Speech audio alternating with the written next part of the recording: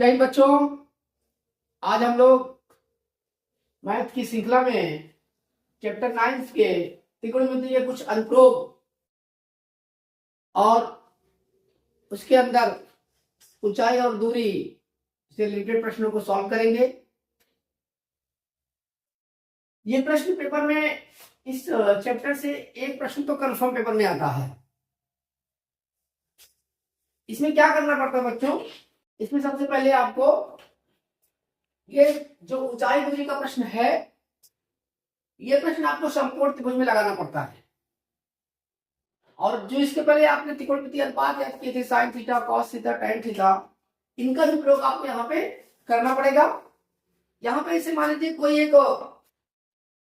व्यक्ति है, यहाँ ऊपर कोई वस्तु रखी है, यह व्यक्ति इस वस्तु को क्या कर रहा है, देख रहा है, तो ये इसकी क्या कहलाती है, दृष्टि रेखा कहलाती है। क्या कहलाती है इसकी? है दृष्टि रेखा। दृष्टि रेखा कहलाती इसकी है। और मान लीजिए इस वस्तु की ऊंचाई यहां से यक्ष है, इस वस्तु की ऊंचाई यहां से क्या है, यक्ष है, तो ये इसकी क्षैतिज रेखा है। कहने का मतलब क्या है कि जब ये दृष्टि रेखा इस क्षैतिज रेखा से ऊपर की तरफ होती है, तो यहां जो एंगल बनेगा वह एंगल, वह कोण क्या कहलाता है, उन्नयन कोण कहलाता है। क्या कहलाता है? उन्नयन कोण कहलाता है। ठीक है, मतलब कहने का मतलब है जब कोई व्यक्ति किसी वस्तु को, मान लीजिए यहाँ पर कोई वस्तु है, कोई ऑब्जेक्ट है, मान लीजिए इसको हमने ए रख दिया, इसको बी रख दिया, मान लीजिए कोई वस्तु है, मान लीजिए मीनार है या समथिंग कोई भी वस्तु हो सकती है। अगर कोई व्यक्ति यहाँ पे है, इस चीज को देख रहा है, अगर ये ऊपर की तरफ देख रहा है और इसका आधार, इसका क्षैतिज कहाँ है, इसकी नीचे है, ये दृष्टि रेखा के नीचे हो, यहाँ जो कोण बनेगा वह कोण कौन सा होता है बच्चों? उन्नयन कोण होता है। और यहाँ पे एक कोण होता है, अवनमन कोण होता है। थोड़ा सा उसके बारे में हम समझ लेते हैं। मान लीजिए यहाँ पे देखिए, यहाँ पे कोई व्यक्ति है, ऊंचाई पर कोई व्यक्ति बैठा है। अब ये किसी नीचे की वस्तु को देख रहा है। जब ये किसी नीचे की वस्तु को देखता है, ठीक है, तो यहां से इसकी दृष्टि रेखा ऐसे होती है। ठीक है, और इसकी क्षैतिज रेखा कहां बनेगी? क्षैतिज रेखा बच्चों इसके ऊपर बनती है। अब ये दृष्टि रेखा जो है, ये क्षैतिज रेखा से नीचे है। यहां भी जो कोण बनेगा वह कोण क्या होता है? अवनमन कोण होता है। यह कोण कौन सा होता है? अवनमन कोण होता है। जब कोई वस्तु, ठीक है ना, जब कोई व्यक्ति ऊपर से नीचे की तरफ देखता है, ठीक है, या ऐसा कह लीजिए कि जब कोई व्यक्ति ऊपर हो और नीचे कोई वस्तु हो, तो जो इसकी दृष्टि रेखा होती है, ये लाइन कौन सी है? ये लाइन उसकी क्या कहलाती है? दृष्टि रेखा कहलाती है। जब दृष्टि रेखा, ठीक है, इस क्षैतिज रेखा से नीचे है, ये आपकी क्षैतिज रेखा है, ये कौन सी रेखा आपके पास है? ये क्षैतिज रेखा है। ठीक है, जब ये आपकी दृष्टि रेखा इस क्षैतिज रेखा से नीचे है, यहाँ जो कोण बनता है वो कोण कौन सा होता है? अवनमन कोण होता है। अब ये लाइन इस लाइन की क्या है? समांतर है। ठीक है, तो ये एंगल इस एंगल के क्या होता है? बराबर हो जाता है। मतलब अगर यहाँ पे एंगल आपके पास थीटा है, यहाँ भी एंगल क्या हो जाएगा? थीटा। ठीक है, अवनमन कोण में हम सवाल को जब प्रश्न सॉल्व करेंगे, ठीक है ना, तो उसको इस तरह से बनाएंगे अवनमन कोण वाला। ठीक है, जो एंगल ऊपर रहेगा यहाँ पे, वही एंगल आपका यहाँ पर बनाया जाएगा। किस कारण से आ रहा है? ठीक है, जब दो लाइन एक दूसरे के समांतर होती हैं तो उनकी एकांतर कोण आपस में क्या होते हैं? बराबर होते हैं। और यहाँ पे ये उन्नयन कोण बना रहा है। जब कोई व्यक्ति किसी वस्तु को ऊपर की तरफ देख रहा है, ठीक है ना, तो दृष्टि रेखा उसके ऊपर हो जा रही है। और जो ये क्षैतिज रेखा है, ये क्षैतिज रेखा कहाँ हो जा रही है बच्चों? ये क्षैतिज रेखा हो जा रही है, नीचे हो जा रही है। तो इनके बीच जो भी कोण बनेगा या कोण क्या रहेगा? उन्नयन कोण रहेगा। तो यहाँ पे हमको ये दो चीजें जरूरत पड़ेगी, उन्नयन कोण और अनुमान कोण की। आशा करता हूँ कि आपको समझ में आया होगा कि उन्नयन कोण कैसे बनेगा और अनुमान कोण कैसे बनेगा। तो अनुमान कोण बनाने के लिए आपको इस तरह से चित्र ड्रा करना पड़ेगा, उन्नयन कोण बनाने के लिए आपको इस तरह से चित्र ड्रा करना पड़ेगा। ये नीचे क्षैतिज रेखा होती है, ठीक है, ये इसका लंब होता है, ये इसका ऊंचाई होती है, ऊंचाई बोलिए, लंब बोलिए, इधर भी ये इसकी ऊंचाई होती है, ये इसका आधार होता है, चाहे क्षैतिज रेखा बोलिए, चाहे क्या बोलिए, आधार रेखा बोलिए। ठीक है ना, तो इसी बेस पर हमको सवाल लगाने हैं। ठीक है, अब आगे हम इन प्रश्न, जो हमने प्रश्न लिया है, इन प्रश्नों को हम यहाँ पे सॉल्व करने का प्रयास करते हैं। और यहाँ पे आपको एक और ध्यान रखना पड़ेगा, जो आपके त्रिकोणमितीय अनुपात है, त्रिकोणमितीय अनुपात जैसे आपको मान लीजिए जैसे यहाँ पे हमने आपको बताया था साइन थीटा का सूत्र बताया था। साइन थीटा क्या होता है, लंब बटे कर्ण होता है। इस रूल का फॉलो करना है हमको। tan थीटा हमने आपको बताया था, tan थीटा क्या होता है, लंब बटे आधार, ठीक है ना। और cos थीटा बताया था हमने आपको, cos थीटा क्या होता है, आधार बटे कर्ण। ये तीनों चीजों को लेकर हमको सवाल लगाने हैं। और भी इसमें कहीं जरूरत पड़े कॉसेक वगैरह की, लेकिन ज्यादातर आपको यही तीन जरूरत पड़ती है, साइन थीटा, tan थीटा और cos थीटा। ज्यादातर tan थीटा की जरूरत पड़ती है, ठीक है। कभी कभी किसी किसी प्रश्न में साइन थीटा और cos थीटा की हमको जरूरत पड़ती है। तो आपको ये जो भी आपको त्रिकोणमिति का अनुपात है, ठीक है, वो आपको पता होना चाहिए। तो आगे हम लोग सवाल लगाने का प्रयास करते हैं। और सवाल देखिए ध्यान से।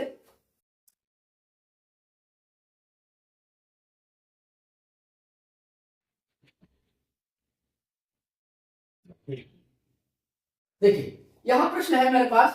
प्रश्न को सबसे पहले ध्यान से खूब अच्छे से हमको रीड करना है इसको, ठीक है। चित्र ड्रा कर लेना है, उसके बाद अपना सवाल लगा लेना है। बड़ा आसान सवाल होता है, पहले आपका फिगर ड्रा हो जाए, आपका चित्र बन जाए अच्छे से। देखिए एक सर्कस का एक कलाकार एक 20 मीटर लंबी डोरी पर चढ़ रहा है, जो अच्छी तरह से तनी हुई है। डोरी कैसी है, एकदम अच्छी तरह से तनी हुई है और भूमि पर सीधे लगे खंभे के शिखर से बंधा हुआ है। यदि भूमि स्तर के साथ डोर द्वारा बनाया गया कोण 30 अंश का हो तो खंभे की क्या निकालना, हमको ऊंचाई निकालना है। तो इस सवाल को लगाने के लिए सबसे पहले हम लोग बच्चों चित्र ड्रा कर लेते हैं अपना। तो मान लीजिए ये आपके पास क्या है, ये आपके पास एक खंभा है। खंभे का नाम रख लेते हैं। खंभे का नाम हमने रख दिया ए और हमने बी रख दिया। एक खंभा आपके पास है, ठीक है। और इस खंभे के शीर्ष से एक डोरी बंधी हुई है। एक पहले आधार की लेते हैं, यहां से एक क्या बंधा हुआ है, एक डोरी बंधी हुई है, ठीक है। और डोरी पूरी तरह से तनी है, ठीक है। ये डोरी है, ये क्या चीज है, डोरी है। इसका नाम रख देते हैं सी। अब यहाँ प्रश्न कह रहा है कि डोरी अच्छी तरह से तनी हुई है, भूमि पर सीधे लगे खंभे के शिखर से। ये शिखर है खंभे का, एक खंभा है। ये पूरा क्या चीज आपके पास है, ये ए बी क्या आपके पास है, खंभा है। अगर इसको भी लिखना चाहो इसको भी लिख दीजिए, क्या चीज है, एक खंभा है। ये भी एक खंभा है और इस खंभे के शीर्ष से खूब अच्छी तरह से बंधी हुई है और भूमि स्तर के साथ, ये भूमि का स्तर है, इसके साथ डोर द्वारा बनाया गया कोण, ये डोरी है, ये भूमि का स्तर है, इसके साथ कितने अंश का कोण बना रही है, 30 अंश का कोण बना रही है। हमको निकालना क्या है बच्चों, हमको निकालना है खंभे की ऊंचाई। खंभे की ऊंचाई मतलब ये हमको ए बी निकालना है। तो लगाने का प्रयास करते हैं। ए बी एक क्या है, ए बी एक खंभा है,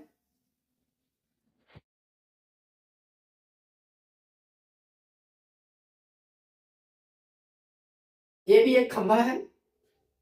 और बीसी एक क्या है, बीसी एक डोर है, एक डोरी है, एक डोर है। और डोरी की यहाँ पे लंबाई थी, डोरी कितना लंबी यहाँ पे है, 20 मीटर है। अर्थात हमारा बीसी की वैल्यू कितना हो जाएगी, हमारी बीसी की वैल्यू हो जाएगी 20 मीटर। और यह इसके साथ कितना एंगल कोण बना रही है, 30 डिग्री का कोण बना रही है, ठीक है। तो यहाँ पे कोण बी सी ए कितना आपके पास है बच्चों, 30 डिग्री है, ठीक है। हमको इसमें निकालना क्या है, हमको निकालना है ए बी निकालना है। हमको इसमें खंभे की ऊंचाई क्या करना, हमको निकालना है।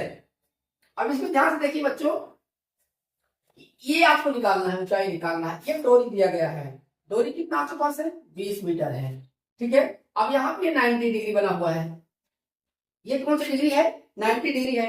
अब 90 के सामने वाला क्या होता है बच्चों, कर्ण। मतलब ये आपका बीसी क्या बन गया, आपका कर्ण बन गया, ठीक है। ये 30 एंगल यहाँ बना, ये क्या बन जाएगा आपका नीचे आधार बन जाएगा। और ये क्या बन जाएगा आपका लंब, मतलब ये ऊंचाई है। यहाँ पे देखिए हमको ऊंचाई निकालना है और कर्ण पता है। तो ऊंचाई मतलब लंब, लंब और कर्ण में किसका अनुपात होता है, लंब और कर्ण में अनुपात होता है हमारा साइन का। तो यहाँ पे हम कौन सा सूत्र लगा देंगे, साइन 30।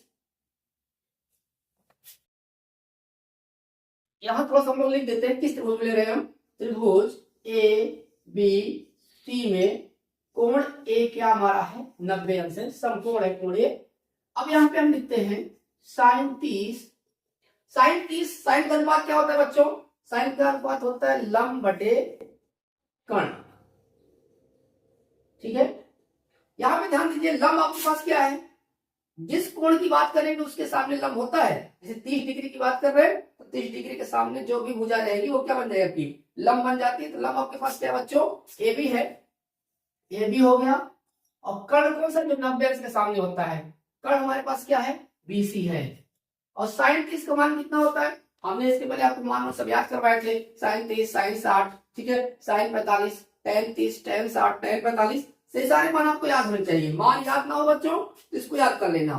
साइन 30 का मान कितना होता है, 1/2 होता है। अब यहाँ पे देखिए बीसी का मान हमको दिया गया, कितना हमारे पास है, 20 है। यहाँ पे रख देते हैं 1/2 ए बी बटा 20, इसको 3 गुणा कर लेते हैं तो 2 गुणे ए बी कितना हो जाएगा, 20।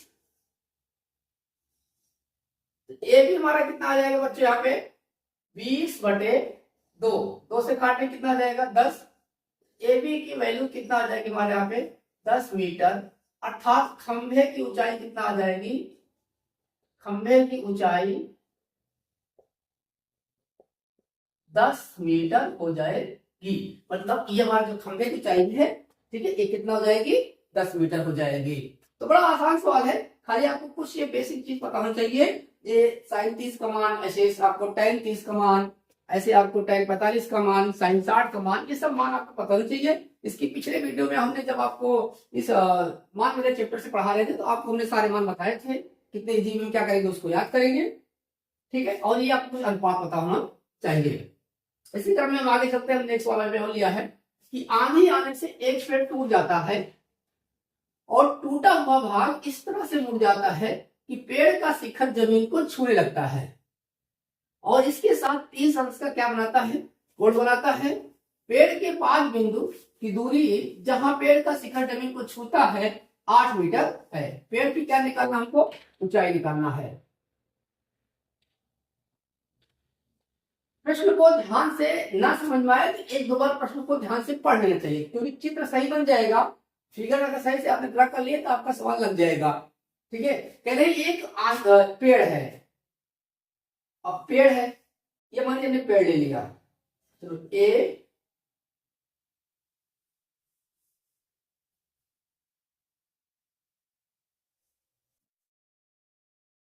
ए बी हमने एक पेड़ ले लिया। कह रहे आंधी आने से पेड़ टूट जाता है, मतलब पेड़ का कुछ हिस्सा टूट के कहा गिर जाता है, जमीन पे गिर जाता है। मान लीजिए ये आपकी जमीन है, ठीक है, और ये आपका क्या है, यहां से पेड़ का हिस्सा क्या होता है, टूट करके कहा गिर गया है, जमीन पे गिर गया। किस जगह से पेड़ का हिस्सा क्या हो गया, जो ऊपर का हिस्सा ये है ना, ये ऊपर का हिस्सा टूट करके कहा गिर गया, जमीन पे गिर गया, ठीक है। इसको हम यहाँ से बी का लेते हैं और टूटे हुए भाग को हम सी लिख देते हैं। सबका नाम लिखना पड़ेगा सवाल लगाने के लिए। मतलब बीसी आपका क्या है, बीसी वाला हिस्सा टूट के यहाँ गिर गया है, यहाँ पे डी लिख देते हैं हम,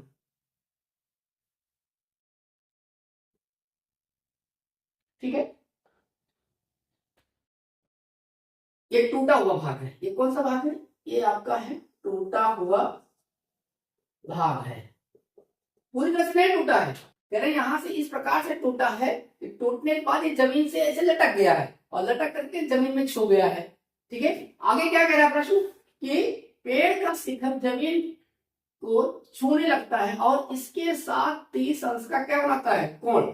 यहाँ कितने अंश का कोण बना रहा है बच्चों, यहाँ पे 30 डिग्री का क्या बना रहा है, कोण बना रहा है। पेड़ के 5 बिंदु, ये पेड़ है, पेड़ के 5 बिंदु की दूरी जहां पेड़ का शिखर जमीन को छूता है कितना है, 8 मीटर है। ये दूरी कितना आपके पास दे रहा है, 8 मीटर। मतलब पेड़ का 5 बिंदु, 5 बिंदु ये है, इस 5 बिंदु से ये जो पेड़ का शिखर जो टूटा हुआ है, ये टूटा हुआ भाग है जहां जमीन को छू रहा है, इसकी दूरी कितना है, 8 मीटर है। पेड़ की ऊंचाई निकालना हमको, मतलब यहां से लेके पूरा यहां तक, ये क्या करना हमको, यही हमारी क्या है, पेड़ की ऊंचाई, यही क्या करना हमको निकालना है। चलो लगाने का प्रयास करते हैं इसको। देखिए सबसे पहले लिखते हैं हम कि ए बी एक पेड़ है, ए बी क्या एक पेड़ है जिसका बीसी भाग टूटकर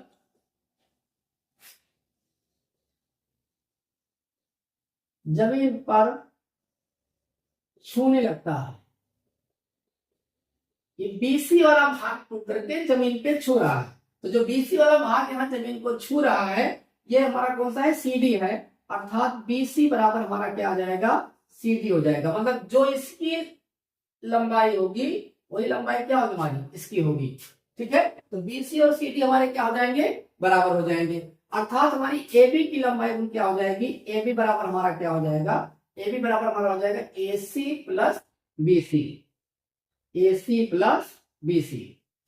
ठीक है, और यहाँ पे कितना कोण बना रहा है? ये 30 डिग्री बना रहा है। ठीक है, और एडी की वैल्यू कितना हमारे पास है? एडी की वैल्यू हमारे पास बच्चों है 8 मीटर है। ठीक है, अब यहाँ पे हम ले रहे हैं समकोण त्रिभुज एसीडी में। समकोण त्रिभुज एसीडी में कोण ए समकोण है। ये वाला हिस्सा हमारा क्या है? 90 अंश है। हमने इसलिए बता रहा हूं 90 अंश है क्योंकि इसी के सामने हमारा कर्ण होगा, और ये हमारा क्या हो जाएगा? लंब, और नीचे क्या हो जाएगा? हमारा आधार हो जाएगा बच्चों। अब यहाँ पे देखिए, हमको निकालना क्या है? हमको निकालना है ये पूरा ए बी निकालना है। पूरा ए बी हम बच्चों एक साथ नहीं निकाल सकते। पूरा ए बी हम एक साथ नहीं निकाल सकते, इसको हम दो पार्ट में निकालेंगे। सबसे पहले निकाल लेंगे क्या? एसी। एसी निकालने के बाद बीसी नहीं निकाल सकते, लेकिन बीसी की वैल्यू किसके बराबर है? सीडी के बराबर है। तो यहां से हम सीडी निकालेंगे, और सीडी बीसी के बराबर है, फिर दोनों जोड़ देंगे तो हमारी पेड़ की ऊंचाई क्या हो जाएगी? आ जाएगी। तो सबसे पहले यहाँ पे हम एसी निकालते हैं। एसी के लिए हम कौन सा, यहाँ पे देखिए आधार पता है, ये लंब है, तो लंब बटा आधार का सूत्र क्या होता है? tan 30 का होता है। tan का लगाएंगे यार मन पर। tan 30 क्या होता है हमारे पास? लंब बटा क्या होता है? आधार। और tan 30 का मान कितना होता है बच्चों? 1/√3। लंब पे हमारे पास क्या है? लंब को निकालना है एसी। आधार हमारे पास क्या है? 8 है।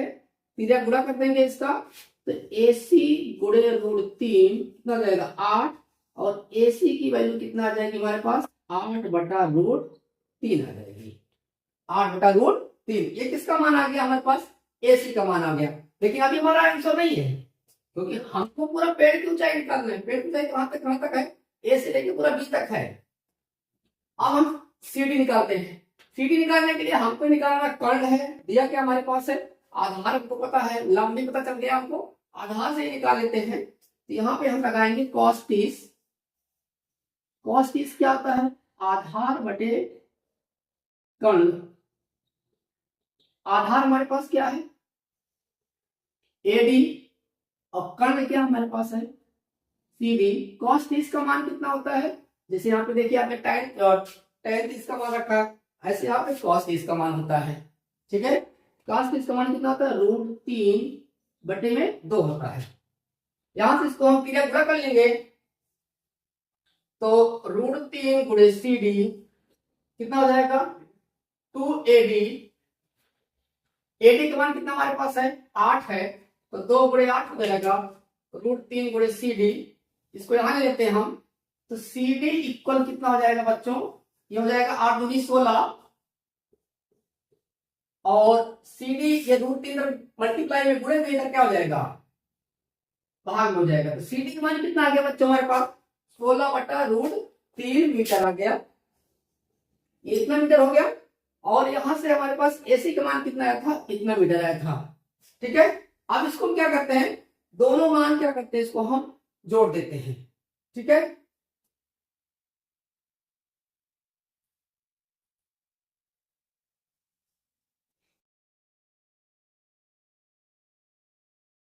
तो हमारे पास ए बी बराबर क्या आ जाएगा? ए बी बराबर क्या हमारे पास है? ए सी प्लस ये सी डी। सी डी किसके बराबर है? ये बीसी के बराबर है। ठीक है, तो जो सी डी का मान होगा वही मान किसका हो जाएगा?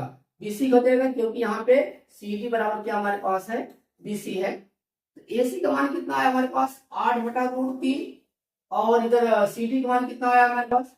16 बटा कितना आया है? √3 आया है।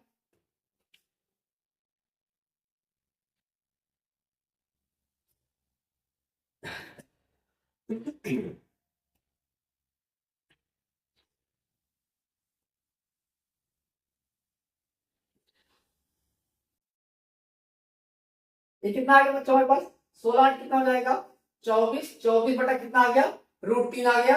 अब यहाँ पे ध्यान देना आपको कि जो हमारे पास ये देखिए हर बराबर है √3 ठीक है ना, ऊपर पर जोड़ देंगे 16 8 कितना हो गया हमारे पास 24 हो गया। अब हम बटे में रूट नहीं रख सकते, इसका परमेयीकरण कर देंगे। क्या कर देंगे इसका हम परमेयीकरण कर देंगे।